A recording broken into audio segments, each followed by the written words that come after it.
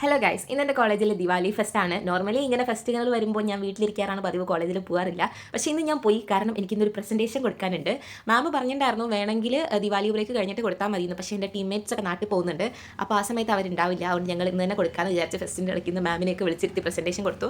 എന്നിട്ട് അവിടെ നോക്കിയപ്പോൾ ഇല്ലേ, രംഗോളിയും പൂക്കളവും ഒക്കെ ഒന്നിച്ച് കലർന്ന പോലത്തെ സംഭവങ്ങൾ ഓരോ ഡിപ്പാർട്ട്മെൻറ്റ്, ലൈബ്രറി, സൊസൈറ്റീസ് ഒക്കെ ചേർത്ത് അവരുടേതായ കലാവിരുദ്ധകൾ, ചിലർക്ക് കണ്ടാൽ കറക്റ്റ് അത്തപ്പൂക്കളം പോലെ ഉണ്ട് കേട്ടോ.